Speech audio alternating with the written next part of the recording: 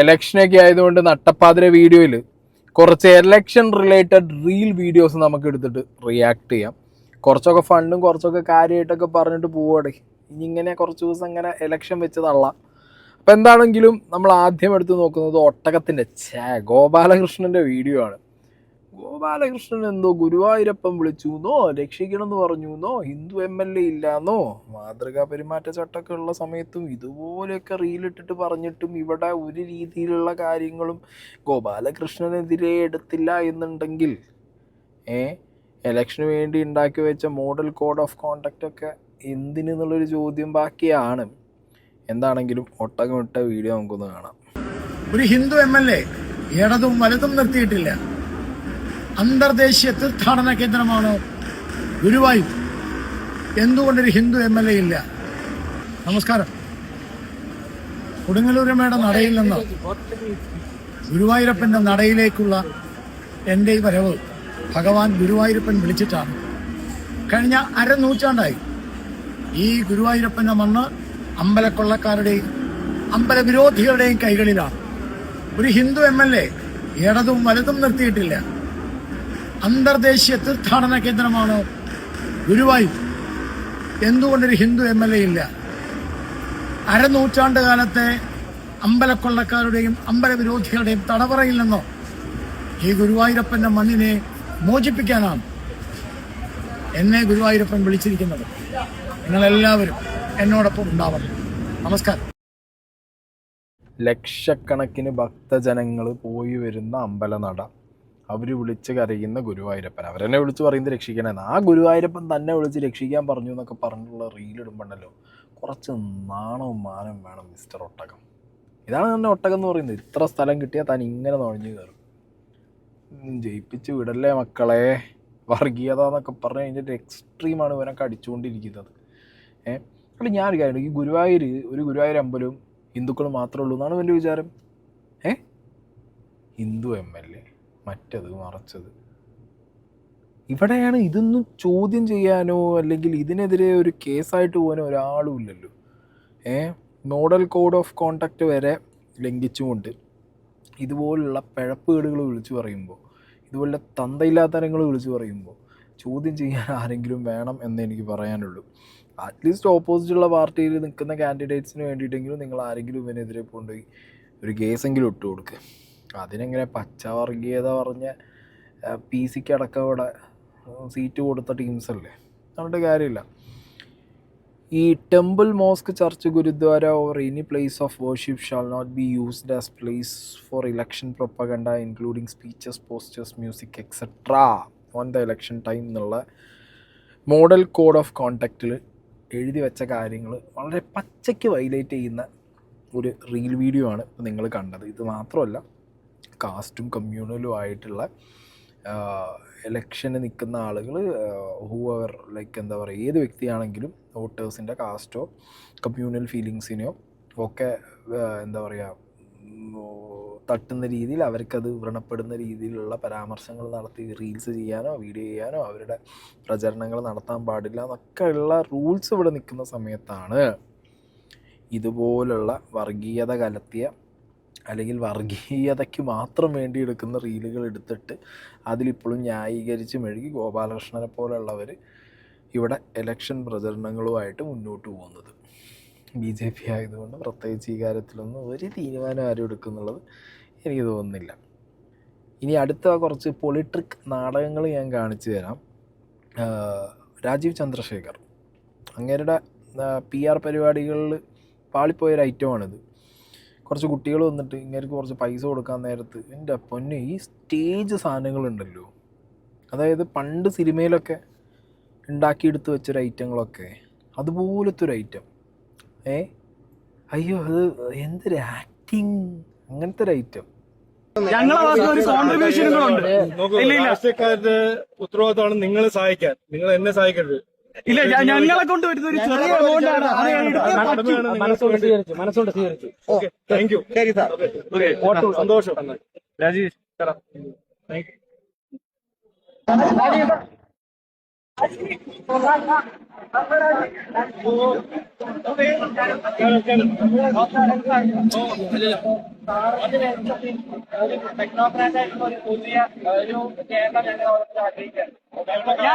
IIT Delhi ചാമ്പ്യനാ.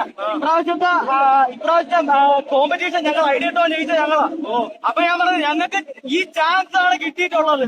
എന്ത് ഇപ്പൊ ഒരു ടെക്നോക്രാറ്റ് ഇത്രയും വർഷത്തിൽ ഒരാളെ കിട്ടിയുള്ളൂ. പോകരുത് ജയിക്കണം. ഞാൻ കഴിഞ്ഞ പ്രാവശ്യം കൊണ്ട് പോകരുത്, ഇപ്രാവശ്യം തൂക്കണം. വിദ്യാഭ്യാസവും സ്കില്ലും എല്ലാം ഞങ്ങള് ആർട്ടിഫിഷ്യൽ ഇന്റലിജൻസ് അഡ്രസ് ചെയ്യണം ആരുമില്ല. ഒരാള് പോലും ആർട്ടിഫിഷ്യൽ ഇന്റലിജൻസ് അഡ്രസ് ചെയ്തിട്ടില്ല. അതൊന്ന് അഡ്രസ് ചെയ്യണം. വർക്കിന്റെ കാര്യം അഡ്രസ് ചെയ്യണം. ഒരു അവസരം തരണം. തീർച്ചയായും സാർ ഞങ്ങളുടെ ഭാഗത്ത് ഒരു കോൺട്രിബ്യൂഷനും കൂടെ ഉണ്ട്. നോക്കൂ, രാഷ്ട്രീയക്കാരുടെ ഉത്തരവാദിത്തമാണ് നിങ്ങളെ സഹായിക്കാൻ. നിങ്ങൾ എന്നെ സഹായിക്കരുത്. ഇല്ല, ഞങ്ങളെ കൊണ്ട് വരുന്ന ഒരു ചെറിയ എമൗണ്ട് ആണ്. മനസ്സുകൊണ്ട് സ്വീകരിച്ചു. Okay, thank you. ശരി സാർ, സന്തോഷം. Rajeesh thank you. മമ്മൂട്ടി അഭിനയിക്കുമോ അങ്ങനെ? എന്തൊരു പട്ടിശോകം സ്ക്രിപ്റ്റഡ്. ആരാടാ ഇതിൻ്റെ PR ഈ പണ്ടാറ എഴുതി കൊടുത്തത്? ചങ്ങായി നടന്നു പോകുന്നു, ആരോ വിളിക്കുന്നു, കറക്റ്റ് ആ വിളിച്ച ആ കുട്ടികളുടെ അടുത്തേക്ക് തന്നെ നടന്നു പോകുന്നു. കുട്ടികൾ അവിടെ ചെന്ന് ആർട്ടിഫിഷ്യൽ ഇൻ്റലിജൻസിന് പകരം അതിൻ്റെ ചാമ്പ്യൻ ആർട്ടിഫിഷ്യൽ ഇൻ്റലിജൻസ് പിന്നെ അവിടെ നിൽക്കുന്നു, പൈസ കൊടുക്കുന്നു. വേണ്ടേ, ഞാൻ നിങ്ങളെ സഹായിക്കേണ്ട ആളല്ലേ എന്നുള്ള മുറി മലയാളത്തിൽ രാജീവ് ചന്ദ്രശേഖരൻ്റെ റിപ്ലൈ. കണ്ണ് നിറഞ്ഞ് സംഖ്യകളത് ഒഴുകി. യുവത്വമിനി താമരയ്ക്കൊപ്പം അത് കാണിക്കാൻ വേണ്ടിയിട്ടുള്ള സാധനമാണ് ആക്ടിങ്. എൻ്റെ മോനെ, അല്ലെങ്കിൽ ആക്ടിങ് ആണ് മൊത്തത്തിൽ, പോളിട്രിക്കാണ്. ഇതിങ്ങനെ ഒരു സൈഡിലൂടെ പോകുന്നുണ്ട്. ഇതേ ചങ്ങായി ആക്ടിങ് അല്ലാത്തൊരു ഐറ്റം കാണിച്ചത് വേണമെന്നുണ്ടെങ്കിൽ ഞങ്ങൾക്ക് കാണിച്ചു തരാം.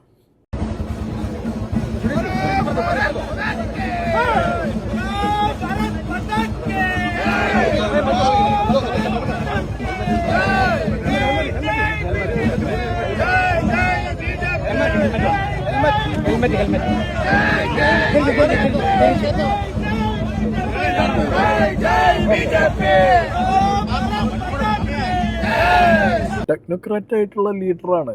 ബൈക്കുമ്പോൾ പോകുമ്പോൾ ഹെൽമെറ്റ് എങ്ങനെയാ വെക്കേണ്ടതെന്ന് അറിയില്ല. ഇത് സ്ക്രിപ്റ്റ് അല്ല, ഇത് ഈസ് ഒറിജിനൽ. ഇതിങ്ങനെ ഒരു ഐറ്റം. ഇനി പാലക്കാട് മത്സരിക്കുന്ന ആരാ? മമ്മൂട്ടിയാ? ഞാൻ പാലക്കാട് പിഷാരടിയാന്നാണ് ഞാൻ വിചാരിച്ചത്. പക്ഷെ പാലക്കാട്ടുകാരുടെ ഒരു ഭാഗ്യം ആലോചിച്ച് നോക്കണേ. ഒരു വെടിക്ക് 2 പക്ഷി. പിഷാരടിയെ കിട്ടിയ ജയിച്ച മമ്മൂട്ടീനെയും കിട്ടും. അവിടെ അങ്ങനെയാണ്, ബൈ 1 ഗെറ്റ് 1 ഓഫറായിട്ടാണ് കാര്യങ്ങൾ കൊടുക്കണേ എന്നുള്ളതാണ് എനിക്ക് തോന്നുന്നത്. എന്താണ്, ഷാഫി വരുന്നു, കൈ പൊക്കുന്നു, വീണ്ടും ഷാഫി പൊക്കുന്നു ഒരാളുടെ കൈ എന്ന് പറഞ്ഞിട്ട് കൈ പൊക്കുന്നു, കൂട്ടത്തിൽ മമ്മൂട്ടി.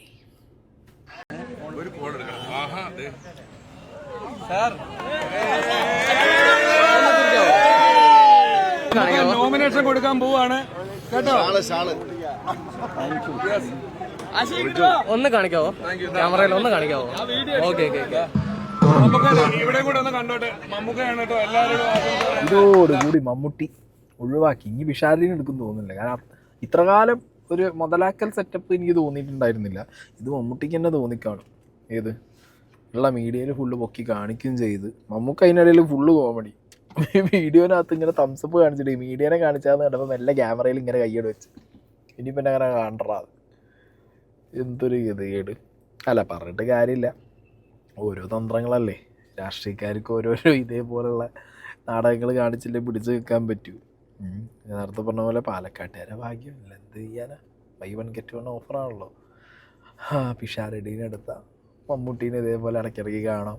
മമ്മൂട്ടി വന്നാലും എന്നുള്ള രീതിക്കുള്ള ഐറ്റങ്ങളാണ് പാലക്കാട് നടന്നുകൊണ്ടിരിക്കുന്നത്. അതൊരു സൈഡിലൂടെ അങ്ങനെ പോകുന്നുണ്ട്. അടുത്തതായി നമ്മൾ പോകുന്നു അഖിൽ മാരാർ.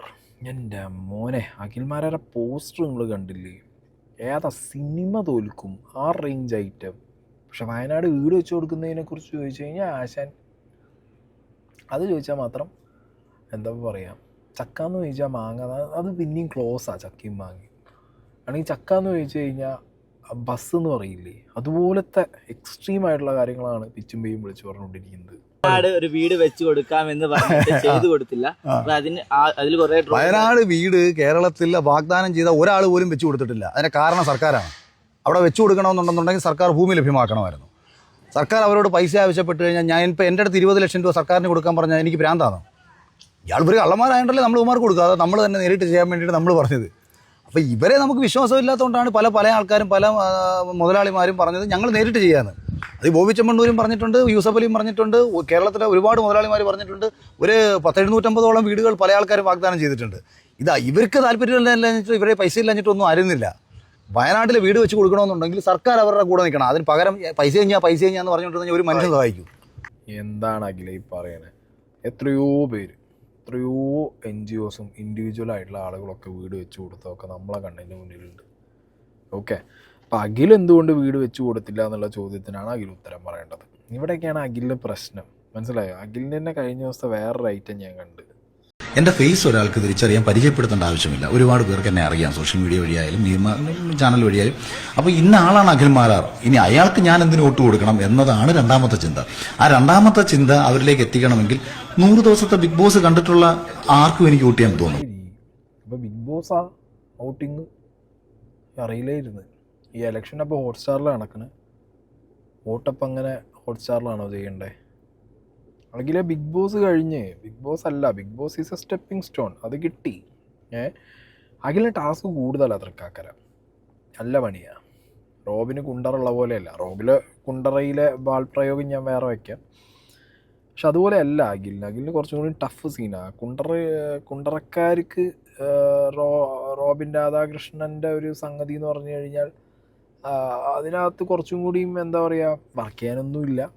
ബട്ട് ഈ തൃക്കാക്കരയിൽ അഖിൽ പെട്ടൊരവസ്ഥ അല്ലാത്തത് കൊണ്ട് തന്നെ അഖിലിൻ്റെ പരിപാടി ലേശം കൂടിയും വള്ളി പിടിച്ച ഐറ്റമാണ്. അത്ര ഈസി ആയിട്ട് ഒരു ബിഗ് ബോസ് ഷോ പോലെ കാണാൻ പറ്റുന്ന ഒരു ഐറ്റമായിട്ട് എനിക്ക് പേഴ്സണലി ഫീൽ ചെയ്യുന്നില്ല. അതുകൊണ്ട് തന്നെ അഖിലിന് ടഫാണ്. അപ്പോൾ തൃക്കാക്കരയിൽ നിന്നുള്ള വേണമെങ്കിൽ ആളുകളുടെ പ്രതികരണം ഞാനിവിടെ വയ്ക്കാം. ചേട്ടൻ തൃക്കാക്കരക്കാരനല്ലേ? അഖിൽമാരാറാണ് മത്സരിക്കുന്നത്. അഖിൽമാരാർക്ക് വെല്ലുവിളിയായിട്ട് ആരാ വരിക? ഈ നാടാകെ അവന് വെല്ലുവിളിയാ.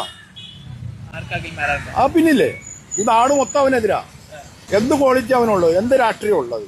ഇടതുപക്ഷ രാഷ്ട്രീയം ഉണ്ടോ, വലതുപക്ഷ രാഷ്ട്രീയം ഉണ്ടോ, അല്ലെങ്കിൽ മിഡിലായിട്ട് നിൽക്കുന്നുണ്ടോ? ഒന്നുമില്ലല്ലോ. BJPക്ക് വേണ്ടിയിട്ട് കോടാലിക്ക് അയ്യായിട്ട് മാറണേനാള്. അത് ഈ കേരള രാഷ്ട്രീയത്തിൽ ഓടില്ല. അതാണ് അഖിൽമാരാരെ കുറിച്ച് എനിക്കുള്ള അഭിപ്രായം. ചേട്ടാ അഖിൽമാരാരെ കുറിച്ച് എന്താ അറിയാം? ഞാൻ പറയാൻ ആദ്യമില്ല, ബിഗ് ബോസിൽ ഏതാണ്ട് കൺസൂൺസ് കാണിക്കുന്നുണ്ടായി, അത്രേ ഉള്ളൂ. കാരണം BJPയുടെ സബ് ഏജന്റാണ് ഇവൻ. BJPയുടെ സബ് ഏജന്റാണ് ഇവൻ. അടുത്ത ചേട്ടൻ തൃക്കാക്കര മണ്ഡലത്തിലില്ലേ NDAയുടെ, അതായത് 2020 സ്ഥാനാർത്ഥിയായിട്ട് അഖിൽമാരാർ വരുന്നുണ്ട്. അതിനെ കുറിച്ച് എന്താണ് അഭിപ്രായം? വിജയസാധ്യത എത്ര ഉണ്ട്? ഓരോരുത്തരെ തുടങ്ങാം. ചേട്ടാ ആദ്യം പറഞ്ഞു. അഖിൽമാരാർ എന്ന് പറഞ്ഞ പിക്ചറിൽ ഇല്ലാത്ത ആളാണ്. അഖിൽമാരാർക്ക് ഒരു ഇതുമില്ല. വേറെ ആരെങ്കിലും നിർത്തിയാൽ ഇത്തിരി ഓട്ടെങ്കിലും BJPക്ക് കിട്ടിയാണ്. പക്ഷെ അഖിൽമാരാർ ബിഗ് ബോസിലൂടെ ഭയങ്കര ബിഗ് ബോസ് ഒക്കെ ഉണ്ടായിട്ട് എന്താ കാര്യം? അതിലും വലിയ ബിഗ് ബോസുകൾ വന്നിട്ട് 10 നല്ലതോടാണ്ട് പോയിട്ടുണ്ട്. കേരളമാണ്. അല്ലാണ്ട് മദ്രാസ് ആണെങ്കിൽ ശരിയാണ്, തമിഴ്നാട്ടിലൊക്കെ കിട്ടും. അല്ലെ ചോദ്യം പറഞ്ഞല്ലേ, ഇപ്പൊ ബിഗ് ബോസ് അദ്ദേഹം പറഞ്ഞ ബിഗ് ബോസ് കണ്ടവരെല്ലാരും അഖിൽമാരാർക്ക് വോട്ട് കൊടുക്കുന്ന പറഞ്ഞു. അങ്ങനെ കാണണി കേരളത്തിലെ മുഖ്യമന്ത്രി ഒന്നില്ലെങ്കിൽ മമ്മൂട്ടി അല്ലെങ്കിൽ മോഹൻലാലാകണം. അവരാവൂലല്ലോ. അപ്പൊ ചേട്ടന് വീട്ടിൽ നിന്ന് വോട്ടില്ല അഖിൽമാരാർക്ക്? ഇല്ലില്ല. എൻ്റെ മുന്നഖിലേ, ഇതൊക്കെ കണ്ടിട്ട് എങ്ങനെ സഹിക്കുന്ന എനിക്കറിയാൻ പാടില്ല. എന്നാലും അഖിൽ ഓടുന്നുണ്ട്, ഓടിക്കൊണ്ടിരിക്കുന്നുണ്ട്. അഖില് ടഫായിട്ട് ഫൈറ്റ് കൊടുക്കുന്നവർക്കുള്ള ഒരു പ്രതീക്ഷ അഖിലിനുണ്ടെങ്കിൽ നാട്ടുകാർ ഗാലറി എതിരാണല്ലോ അഖിലേ. ഇപ്പൊ തൃക്കാക്കര മണ്ഡലത്തില് അഖിൽമാരാർ അറിയില്ലേ? അഖിൽമാരാറ് അറിയില്ല. ചേച്ചി ഇവിടെ ഉള്ള ആളാണ്, തൃക്കാക്കര മോഡൽ എഞ്ചിനീയർ കോളേജിന്റെ അടുത്താ. അതായത് ഇപ്പൊ അഖിൽമാരാറാണ് 2020 ആയിട്ട് മത്സരിച്ചോണ്ടിരിക്കണത്, ഇവിടെ മത്സരിക്കാൻ പോകുന്നത്. അപ്പൊ അഖിൽമാരാർ ജയിക്കും തോന്നുന്നുണ്ടോ? ജയിക്കും, ഉറപ്പാണ്. അഖിൽമാരാർ ആരാ അതാരാ? പിന്നെ എന്ത് ജയിക്കും? അഖിൽമാന്റെ പേര് മാത്രമേ കേട്ടിട്ടുള്ളൂ. അഖിൽമാരാർ ആരാന്നറിയില്ല? ഇല്ല, കണ്ടിട്ടില്ല. പിന്നെ എന്തുകൊണ്ട് ജയിക്കും? ഉറപ്പുണ്ട് ജയിക്കൂന്ന്. അറിയില്ല. പിന്നെ എന്തുകൊണ്ട് ജയിക്കും? ജയിക്കൂന്ന് എന്റെ മനസ്സ് പറയണു. ആരാന്നറിയില്ലല്ലോ, പിന്നെ എന്താ ആഗ്രഹിക്കുന്നു? ആരാന്ന് വെച്ചാ ഞാൻ എന്ത് പറയാനാ? അഖിൽമാരാർ ആരാന്നറിയില്ല. ഇല്ല, ഒന്ന് കാണിച്ചെന്നേ. കാണിച്ചുതരാം. അഖിൽമാന് എന്താ ജയിക്കും? എന്റെ പൊന്നെ, ഇത്ര ചിരിച്ചിട്ടില്ലേ? ഈ അടുത്ത കാലത്തൊന്നും അങ്ങനത്തെ റൈറ്റായി പോയി. അയ്യോ, അപ്പോൾ ഇതൊക്കെയാണ് അഖിൽമാരാറിൻ്റെ സംഗതി. അഞ്ജലി നായർ തൃപ്പൂണിത്തറ ഇതിലും കോമഡിയാണ്. കയറി ഇറങ്ങി ഓട്ടേണേ പറഞ്ഞ് ലാസ്റ്റ് ഒരു പശുവിൻ്റെ അടുത്ത് വരെ പോയി.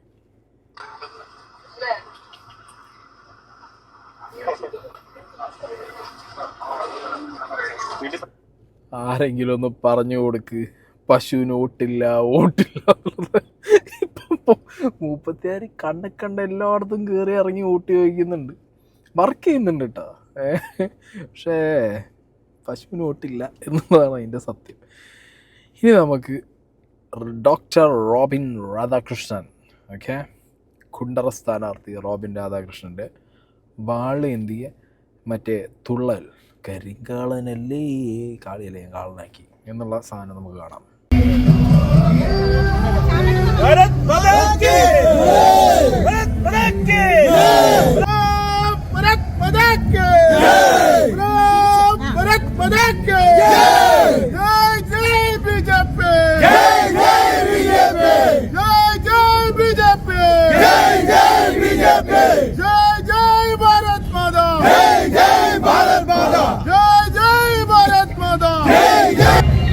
വേണിത്തമ്പി തളവേട സ്മാരകത്തിന്റെ ഫ്രണ്ടിൽ നിന്ന് തന്നെയാണ് സ്റ്റാർട്ട് ചെയ്തിരിക്കുന്നത്. നിങ്ങൾ കണ്ടല്ലോ, ഈ ഊർജ്ജം കണ്ടല്ലോ അല്ലേ?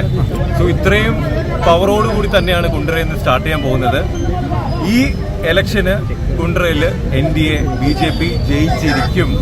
കണ്ട ഈ ഒരു വീഡിയോ കണ്ടപ്പോൾ ഞാനൊരു നിമിഷം ആ പഴയ റോബിൻ ബിഗ് ബോസിൽ നിന്ന് ഇറങ്ങിയ ഒരു വൈബിലേക്ക് പോയി. റോബിനും പോയി കാണും, നമ്മളെല്ലാവരും പോയി കാണും. കാരണം ആ ഒരു സാധനം ഉണ്ടല്ലോ, അലറൽ, ആ ഒരു ഐറ്റം. അന്ന് കയ്യിൽ വാളുണ്ടായിരുന്നില്ല, ഇപ്പോൾ വാളുണ്ട്. ഇപ്പോൾ അലറലിൻ്റെ കൂട്ടത്തിൽ വാളും കൂടി ആയപ്പോൾ ഏകദേശം ഒരു കോമരം എഫക്റ്റ് കിട്ടിയിട്ടുണ്ട്.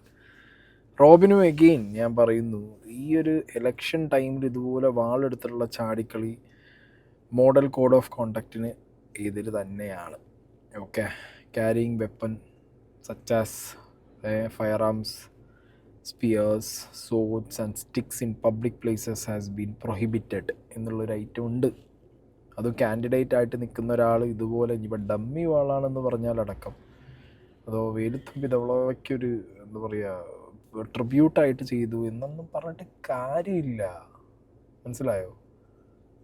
അതായത് നമ്മൾ കാണിക്കുന്ന കാര്യങ്ങൾ, ഇപ്പോൾ വോട്ട് ചോദിക്കാൻ പോകുന്നവർ ഇപ്പം അതിൻ്റെ പ്രചരണം തുടങ്ങുന്നതിന് മുമ്പ് അതിന് പല രീതിയിലാണ് ആളുകൾക്ക് അവരുടെ വിശ്വാസം അനുസരിച്ചും പല PR സ്റ്റണ്ടുകളൊക്കെ നമ്മൾ കണ്ടിട്ടുണ്ട്.